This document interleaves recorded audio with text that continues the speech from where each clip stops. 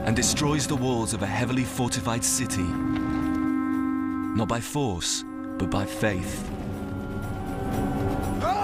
The story of how Joshua fought the Battle of Jericho using trumpets is among history's most memorable and most controversial. For this wasn't Joshua's only victory. The Bible claims his Israelite army went on to conquer Canaan and settle in their promised land. There's no doubt ancient Israelites did occupy the region we now call Israel and the Palestinian territories.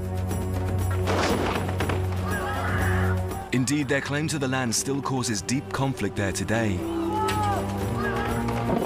But is the Battle of Jericho really how it all began? Answering that question will draw on the latest archaeological and scientific research and lead to a conclusion more startling than anyone could ever have imagined.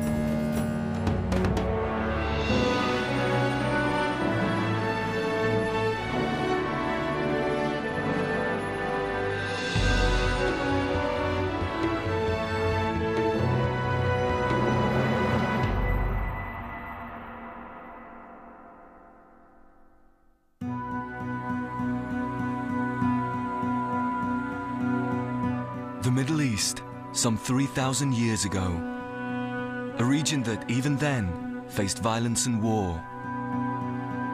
In the mountains to the northeast of the Dead Sea, a soldier prepares to attack. This is Joshua, successor to the great leader Moses, and one of the Bible's most famous warriors. From here, Joshua looks west, across the Jordan Valley to the Promised Land. This was where his ancestor Abraham once lived, and Joshua believes he too must settle. But there's a problem. The land is already occupied by local people known as Canaanites. Joshua will have to fight for it. He's not alone. He leads some 150,000 people, children of the Hebrew slaves who fled bondage in Egypt. They've spent 40 years trekking through the desert. Now they are preparing for war. And their first target? The Canaanite stronghold of Jericho. This is a defining moment in the story of ancient Israel, according to Hebrew Bible scholar Rachel Haverlock. This is really a story about beginnings, about the origins of a nation. And this is, in many ways, really the birth story of ancient Israel. And the Battle of Jericho is just the beginning.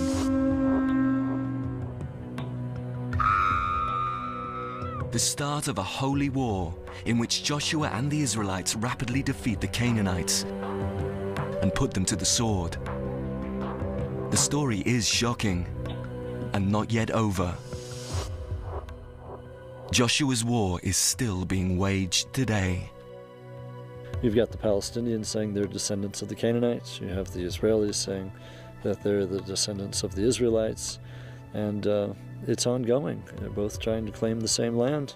So what happened 3,000 years ago is basically still going today. But if Joshua did cleanse Canaan of its inhabitants and occupy their land, surely he must have left some evidence behind. In fact, there's surprisingly little proof. No archaeological evidence confirming Joshua's existence has ever been found.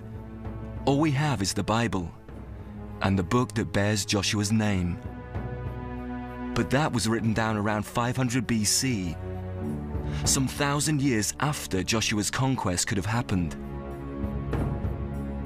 Despite this, surprisingly few scholars dismissed the story as fiction. Many believe it could be based on fact.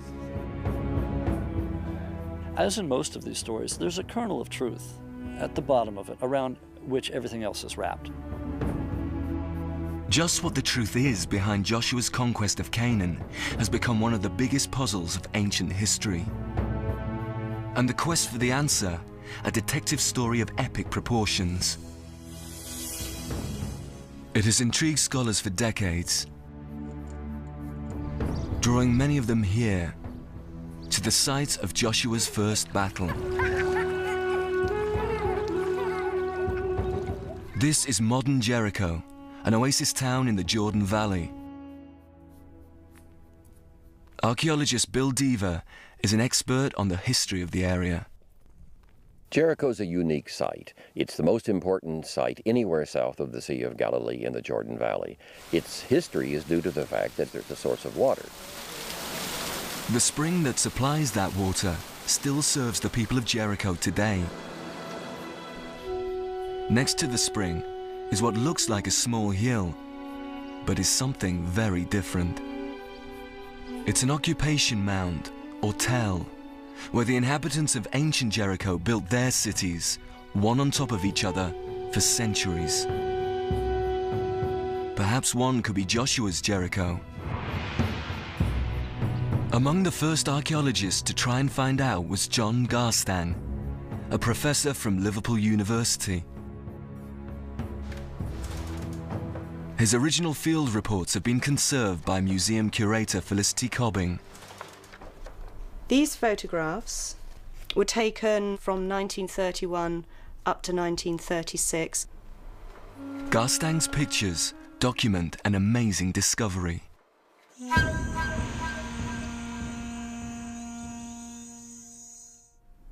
What Garstang found that he believed was connected directly to the biblical story of Joshua's conquest of Jericho were two strong defensive walls running in parallel on the crest of the hill of Jericho. Mud brick, very, very deep, and evidently very strong. Using evidence from pottery fragments, Garstang dated these mud brick walls to 1400 BC, exactly when the Bible suggests the Battle of Jericho took place. What's more, the scribes who wrote the story claimed the city Joshua attacked was heavily fortified. And this is just what Garstang found. He discovered the mud brick walls had been built on top of earlier stone fortifications. You see here what is very typical of a Middle Bronze Age fortified system, with a retaining wall that basically helped to hold in the sides of the tell. That wall stood at least 15 feet high.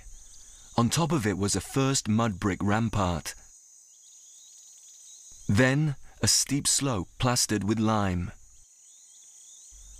And finally, the main mud brick walls. 6 feet thick and at least 15 feet high.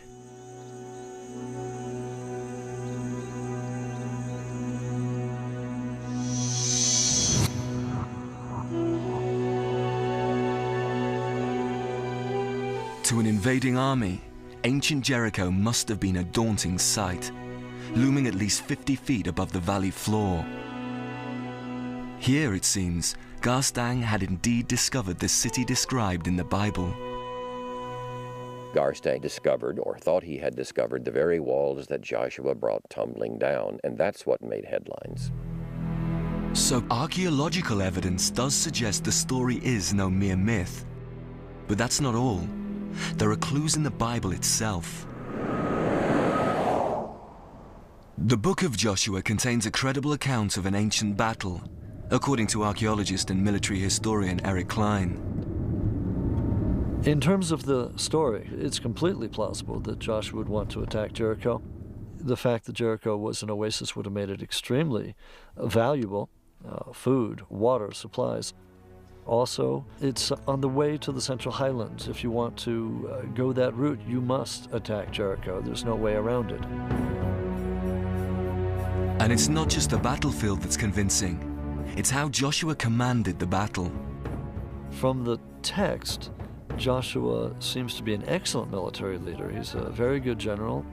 I would compare him to Patton or to Montgomery. Like those Second World War generals, the story records that Joshua based his strategy on a key ingredient: military intelligence. According to the Bible, Joshua sent Israelite spies to scout out the city.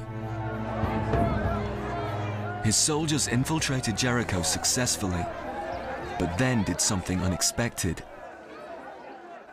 our very hardworking spies go immediately to an inn that's run by a prostitute.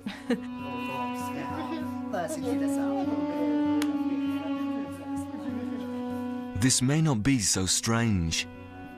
Ancient inscriptions reveal the brothels were the boarding houses of the ancient world. They were the ideal place to blend in and gather information about the enemy. Who better to go to? A prostitute or a hostess?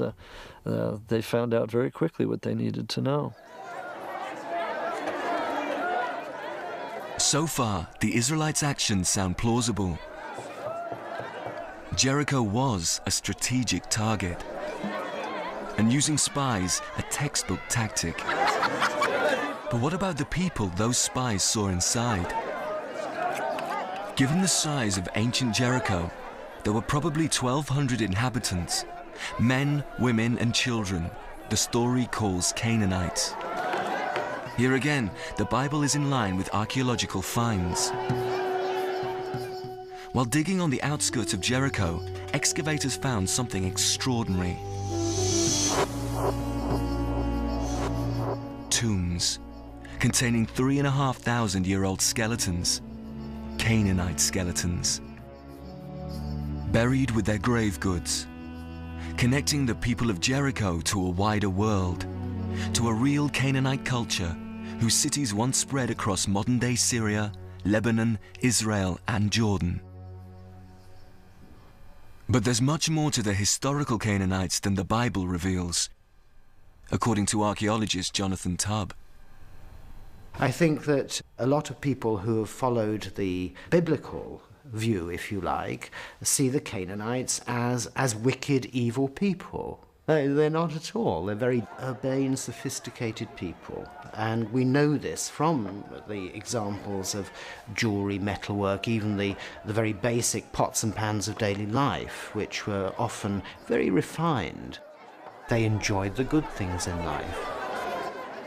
What's more, archaeology has revealed that the Canaanites were the first people to use an alphabet. A 40-letter system that replaced the ancient sign language known as cuneiform and led to the form of writing we use today. The Canaanites were even great traders, influenced by other civilizations as far away as Greece and Egypt. Some of the jewellery is very beautiful. This one's interesting because it's in the form of a lotus bud, showing that strong Egyptian influence. The story leaves out these positive details. It's not surprising. In the Bible, the Canaanites are the Israelites' sworn enemies. Joshua's spies would have had much to report. But, like many military operations, their mission was compromised. The Bible records how Jericho's governor heard that the prostitute, called Rahab, was sheltering the spies. The head of Jericho would try and find these spies wherever they might have been. Why he knows or thinks that they're at Rahab's place, but I imagine he had his own intelligence gathering force. According to the story, Rahab faced a stark choice: to hand the spies over to torture and death, or turn traitor and protect them.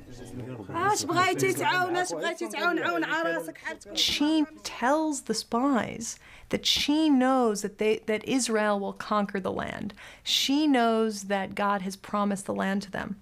And Rahab takes charge of the whole situation. She hides the spies in the stalks of grain on her roof. Moments later, Canaanite soldiers arrive. But Rahab managed to convince them that the spies had already left and sent the soldiers off to find them.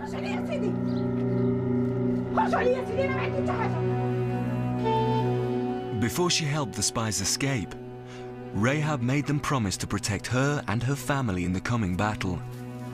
The spies agreed and returned to the Israelite camp. Up to this point, archaeology and military strategy are remarkably consistent with the Bible's build-up to the battle.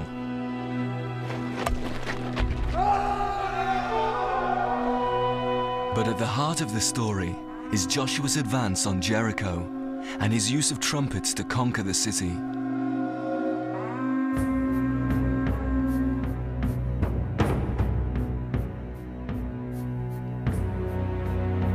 According to the Bible, Joshua's first tactic was to cross the River Jordan and establish a bridgehead on the west bank, within a mile of his target.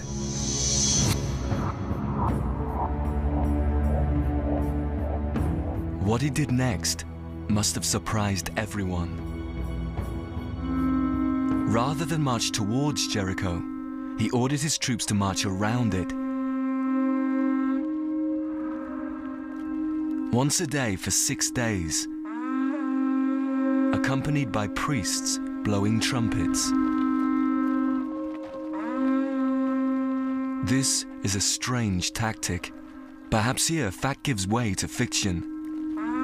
Or maybe not. History records how other armies used the same strategy. We know the Romans, upon occasion, would tend to say, march up to a city and march away again. They march up and away and up and away, and basically lull the inhabitants into a false sense of security when they didn't know what was going to happen. Then all of a sudden, boom, in they go. So marching around Jericho may make sense, but the purpose of the accompanying trumpets remains a mystery. Unless a clue lies here, in this synagogue. The Jewish religion traces its roots back to the early Israelites, and trumpets still feature in its rituals today. But not the modern trumpet as we know it, according to musician Alan Friedman. This would be the type of horn that the priests at Jericho would have blown. This is the horn of a mountain goat, also known as a ram.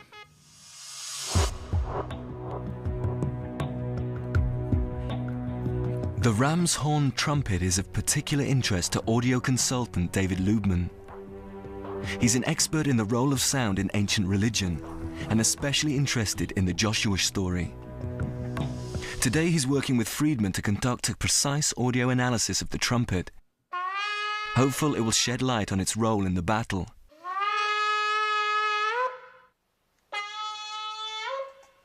Back at his lab, Lubman analyzes his results. He knows only too well that sound can have a military use. During the Vietnam War, the American Army recruited Lubman to build an audio test chamber where they could recreate high-intensity sound levels. Once, an experiment went wrong. A seal on the test chamber failed, noise leaked out, with dramatic consequences for one lab technician.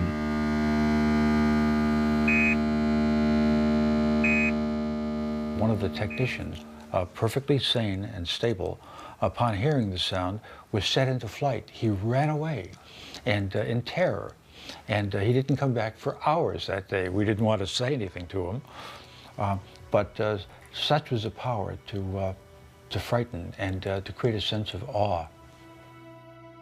So perhaps the sound of the trumpet also had a psychological effect. It's certainly loud. We're getting about 93 or 94 decibels of sound intensity when I measure 9 feet from one shofar. And if we had 7 shofars, then that would be 93 plus 8.5 decibels higher. That's the sort of levels that you'd expect to hear at a rock concert.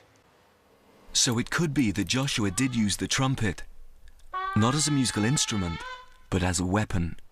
I think sound does play a very prominent role in the book of Joshua to create a sense of shock and awe.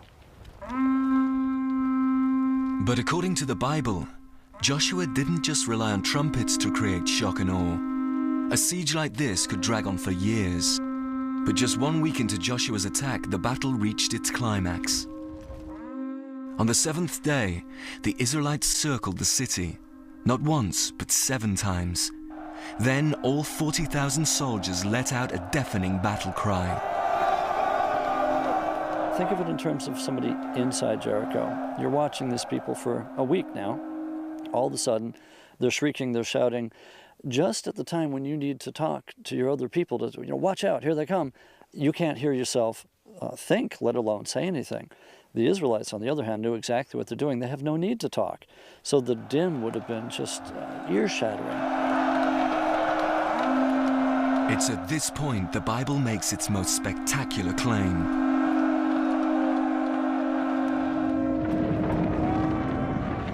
That the ever-increasing din brought the mud brick walls of Jericho crashing down,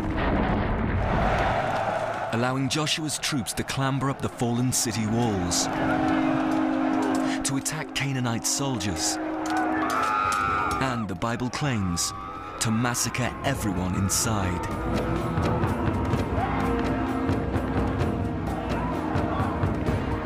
Apart from Rahab and her family, all of Jericho's inhabitants were killed.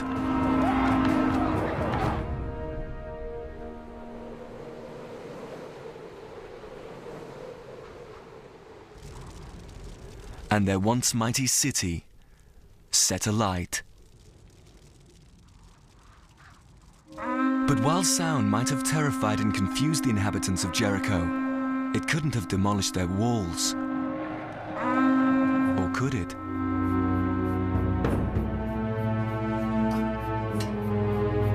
The possibility intrigues Professor Barry Gibb of Liverpool University's Audio Research Department.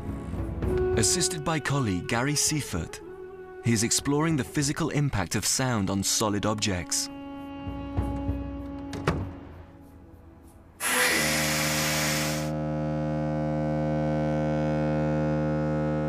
Sound can destroy structures if you take as the premise that sound is a pressure is a force, and that any force, if it's big enough, will move a body. Resetting on linear. Okay.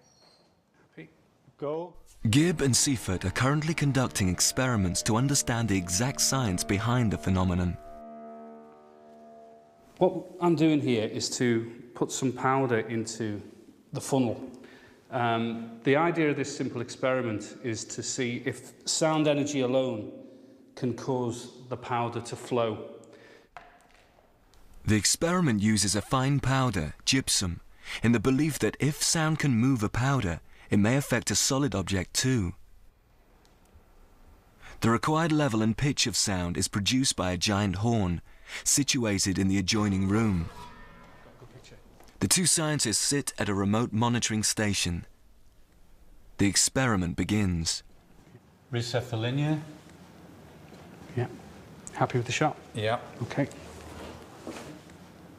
When the horn is off, the powder sits in the funnel.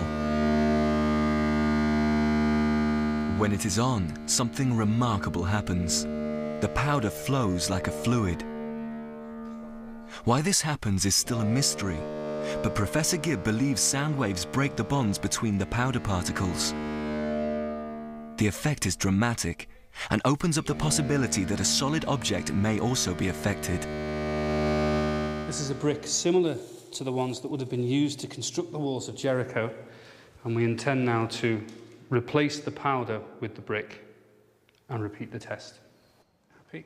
Go. The experiment begins again.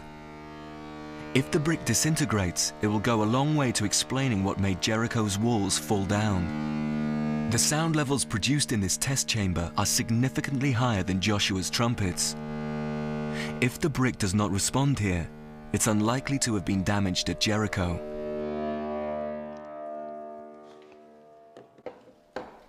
Well, the brick is unaffected by the sound in this preliminary experiment. Also, the surface particles seem to be unmoved.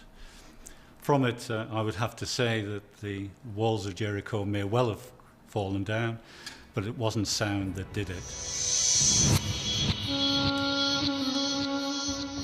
Of course, the fact that the brick was unaffected in these tests doesn't mean Jericho's walls didn't crumble, or indeed the city wasn't ransacked and set on fire. Far from it, as Garstang's excavations in the 1930s revealed. The walls that Garstang thought were associated with Joshua's conquest had very clear signs of damage and destruction. And you can see this In some of his photographs, Archaeology also supports another of the Bible's claims, that Jericho had been set alight. Probably the most sensational thing he found was a wholesale destruction by fire of the city walls and the city gates and the shops and residences inside. Really quite dramatic evidence for a destruction. It's now clear the sound of trumpets alone could not have caused that devastation. Yet many of the facts do fit. The archaeological record seems remarkably consistent with Jericho's fate as described in the Bible. But if trumpets didn't bring Jericho's walls tumbling down, what did? Perhaps there's a clue earlier in the story.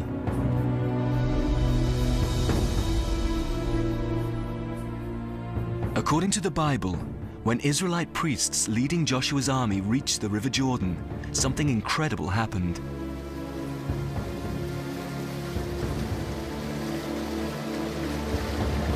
The water level dropped.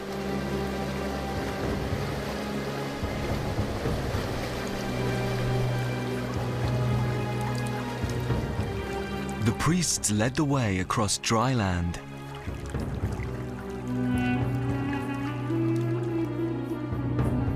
It's a miraculous moment, but not the only time it happened.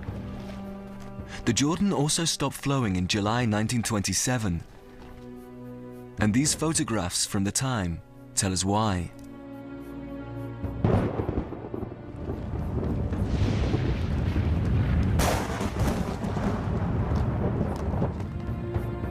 The Jordan Valley suffered an earthquake, causing landslides that dammed the river for 2 days, just like the story suggests. What's more, seismologists now believe an earthquake could also have been responsible for Jericho's destruction. Exactly why becomes clearer at the Seismological Institute of Israel. Here, computers record the output of sensors across Israel, the West Bank and Jordan. They monitor a major fault running the length of the Jordan Valley, a fault that caused minor fractures, one of which runs right under the east wall of ancient Jericho, making it extremely vulnerable to seismic activity. And there is archaeological evidence suggesting earthquakes did indeed strike the city. Not once, but many times, as archaeologist John Garstang discovered. Jericho was subjected more than once to significant earthquakes. In the early levels, he found very, very distinctive cracks that split earlier burials. Here you can see the crack has severed the head of this individual here. But if the damage to Jericho's walls was caused not by sound but by an earthquake, where does that leave Joshua and his advancing army? Perhaps the earthquake conveniently struck Jericho at the same time as the Israelites attacked the city. Remarkably, that's just what Garstang's evidence suggested. Garstang found evidence of earthquake damage in the walls that he associated with the Joshua conquest. Very, very clear evidence of earthquake damage, tumbles of bricks, repatching, and general disarray of masonry. With the addition of earthquakes to the story, Garstang's discoveries seem to confirm almost all details of the Bible writer's account. It seems that Joshua did conquer Canaan, just like the story says. But there's a problem. In the 1950s, another British archaeologist followed Garstang to Jericho, and that's when all the trouble began. That archaeologist was the renowned expert Kathleen Kenyon. She became interested in Jericho when John Garstang asked her to re-examine his findings. In 1952, Kenyon began her own epic excavation. Kathleen Kenyon was able to examine in minute detail the very, very complex phases of occupation at Jericho, she was able to see an awful lot that Garstang had simply missed. What Garstang missed was crucial evidence contradicting his date for Jericho's destruction. Rather than the walls collapsing in 1400 BC, as Garstang believed, Kenyon concluded they had finally fallen 150 years before, in 1550 BC. If she was right, Jericho had been ruined long before Joshua could have left Egypt.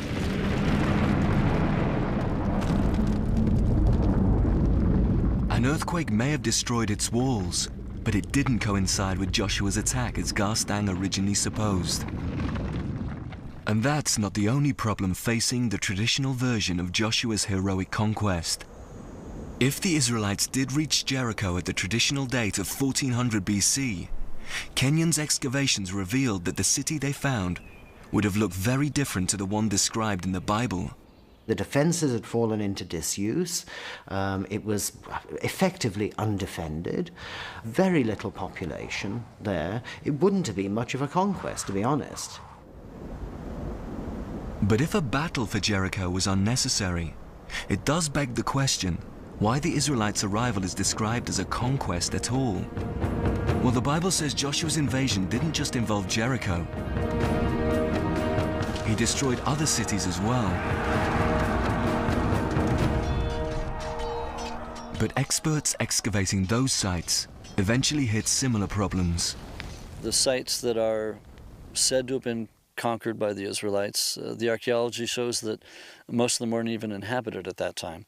And the sites at which we do have a destruction are not the ones mentioned in the biblical texts. The archaeological record, it seems, no longer supports Joshua's story. And any lingering doubt was dispelled when historians realized that no Israelite army, however powerful, could have taken on the Canaanites. By 1400 BC, Egyptian forces had made Canaan part of their mighty Golden Empire. The Egyptians were unlikely to allow Joshua to invade their territory. It is inconceivable that you could have had early Israel developing at the time when the Egyptian Empire was at its absolute peak. It doesn't make any sense at all. In fact, almost all evidence unearthed since the 1950s has revealed a dramatic discrepancy between history and the Bible. In 1400 BC, Jericho was a village, not a walled city. There are no clear signs of Joshua's battles elsewhere, and Canaan was an Egyptian colony. Historically and archaeologically, there's almost no evidence for a destruction, and certainly not in the 15th century when biblical chronology would require it to be placed. I think it's safe to say that almost no mainstream archaeologist or biblical scholar today takes the story in Joshua of the fall of Jericho literally. Joshua's miraculous battle, it seems, is a myth after all. But that raises a new and explosive question. If Israelites didn't invade Canaan, then how did they get there? To answer this fundamental question, we need a benchmark. The earliest firm date by which we're certain Israelites were living in Canaan. Only then can we piece together what really happened. That benchmark is provided by an intriguing discovery made in Egypt. This is the Merneptah Stele, the record of an Egyptian military campaign in Canaan, led by Merneptah, the son of the pharaoh Ramesses II. The Merneptah Stele, otherwise known as the Israel Stele, is the first mention of Israel outside the Bible. It dates, now we think, to about 1207 BC. So if the Israelites were living in Canaan by 1207 BC, then Joshua's conquest, if there was one, must have begun sometime before. The question is when. We've seen no evidence of a conquest back at 1400 BC, the traditional date. However, there are some tantalizing clues 150 years after. If you move down a century and a half or so, You reach a very good point in history in which it is much more feasible, and the archaeological evidence may support it to a larger extent. Archaeological evidence from around 1250 BC is striking. It reveals a Canaanite world that did indeed collapse, often in destruction and fire. At first, the finds supported the idea that Joshua's conquest of Canaan did take place as the story records, only at a different date. But those hopes were soon dashed when further excavations across the rest of the eastern Mediterranean revealed something completely unexpected. Whatever destroyed Canaanite society also struck every other civilization in the region. Something else, something altogether more dramatic was going on. What was going on is really one of the major revolutions in the history of the world, if you wish.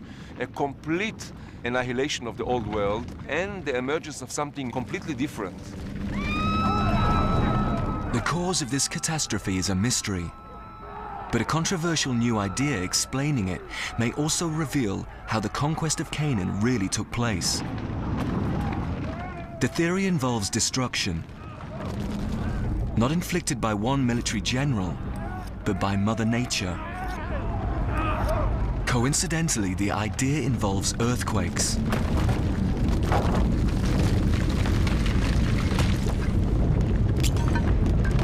But with a big difference to the tremors that destroyed the walls of Jericho 300 years before. This seismic activity shook the entire eastern Mediterranean. All ancient cities destroyed between 1225 and 1175 BC have been marked on this map. Some of the sites are quite major. We have Mycenae on the Greek mainland, we have Troy, famous Troy in Anatolia, and then down here a cluster of sites in what is now modern-day Israel. Another map records all significant earthquake activity monitored in the same area during the 20th century. With one map superimposed on the other, a remarkable pattern emerges. There's almost a one-to-one correlation. Wherever we have a cluster of the ancient sites that were destroyed, we have modern earthquakes of high intensity that have taken place in the same region. Until recently, it was inconceivable that earthquake activity could have caused so much destruction in the same area around the same time. But now it can be explained through a seismic phenomenon called an earthquake storm. Over the last century, scholars observing seismic activity in Turkey realized that earthquakes were progressing west along the North Anatolian Fault. In the last 4 years alone, tremors have killed some 18,000 people and left countless more homeless.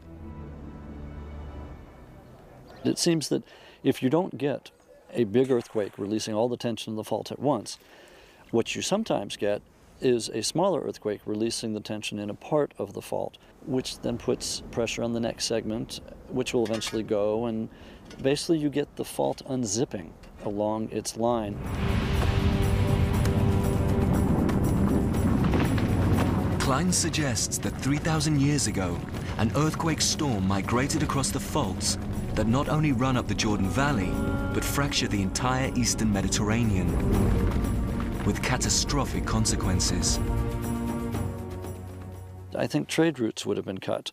Eventually you're going to get an internal rebellion as people get hungry, and you will wind up with a systems collapse in which everything fails.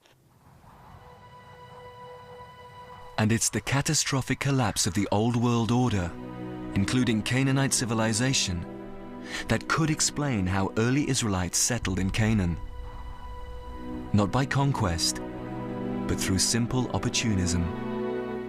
It was a time when new groups could appear, could establish themselves. And the Israelites, these people we call Israelites or proto-Israelites, took advantage, I think, of this upheaval to insinuate themselves into areas previously not densely settled.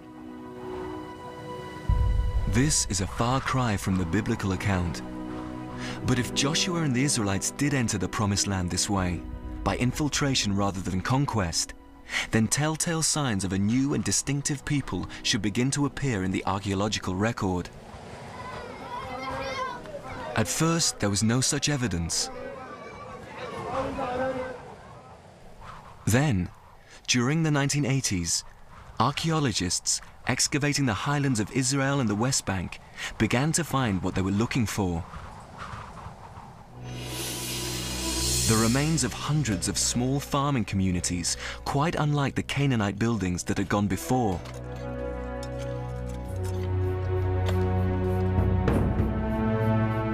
Among the archaeologists who excavated them was Israel Finkelstein. He took us to the village of Izbet Zata, 5 miles northeast of Tel Aviv, a small site he first excavated 25 years ago. The site is now badly overgrown, but it is still possible to make out some of the buildings. In particular, the outline of a new type of dwelling, a 4-room farmhouse, distinctly different from Canaanite architecture. The building itself is over here with the central courtyard right in the middle and the 2 aisles on the sides. And the building was surrounded by silos for storing grain. And then there were more buildings on the outskirts. Evidence supporting the idea that the new people who lived here were Israelites, not Canaanites, was in their diet. During the period archaeologists call Iron Age 1, there were no traces of bones from one animal common in Canaan, but banned in the Hebrew Bible: pigs. We see something extremely interesting and new in their foodways, in their culinary practices. These people in the highlands, in the Iron One, do not eat pork. This idea of a peaceful settlement of Canaan has now replaced the belief that the Israelites arrived in Canaan on the back of a military conquest. But in the wake of this conclusion, archaeologists began to ponder a new and even more remarkable scenario. What if the early Israelites had never actually arrived in Canaan at all? What if they had always lived there? Further excavations of the 4-room farmhouses suggested this could be a strong possibility. Distinct differences between this new culture and the Canaanites do exist, but there are also startling similarities. When archaeologists began to compare the pottery of the highland farmers to the old Canaanite population, they found something surprising. Early Israelite society is, in many respects, it's a poorer reflection of Canaanite society. But it's not as fancy, it's not as sophisticated, but it's exactly the same. Further parallels between Israelite and Canaanite cultures were found on the coast of Syria. Archaeologists excavating here at Ugarit uncovered an archive of clay tablets revealing details about Canaanite religion. One tablet contains the tale of a Canaanite king called Keret and his military conquests. One of his methods of disposing of a city was to walk around it and blow trumpets at it. And you know, lo and behold, the walls come falling down. All these parallels point towards a radical new theory, that Canaanites and Israelites were not just similar, they were identical. It's a controversial idea, but one seemingly supported by breakthroughs in genetic testing.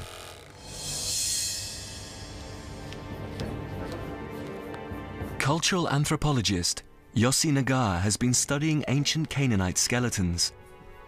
By comparing their DNA with the DNA of the region's current population, he has concluded that many of today's Jews, Israeli Arabs, and Palestinians share a common racial heritage, suggesting that their ancestors, the Israelites and Canaanites, were once one and the same people. The Israelis and the Canaanites are the same, only that they are separated. They're separated because of theology, not because of biology. They are the same. If this controversial new theory gains acceptance, the history behind Joshua and his conquest will have to be completely revised. Joshua and his Israelite army did not march in and kill Canaanites. They were Canaanites. They were not military invaders. They did not strike a blow at the great city-states of Canaan, annihilate the Canaanite population. I think most of us believe that the Israelites had been largely Canaanites, perhaps peasant farmers who were thrown off their land by their Canaanite overlords, people escaping the collapsing Canaanite city-states, fleeing from conscription, from taxes, finding a foothold somewhere in the highland frontier which was sparsely occupied. If this is what happened, the origin of early Israel is not what is portrayed in the Bible. No miraculous battles, no military conquest, no mass infiltration. Just a group of Canaanite peasants and nomads resettling the hills of what they would later call their promised land. But if the story of Joshua and the Battle of Jericho is, at heart, a product of the imagination of Hebrew scribes, how did they get so many of their geographical, military, and historical details right? One explanation is that the arrival in Canaan was the experience not of all Israelites, but a handful of Hebrew people.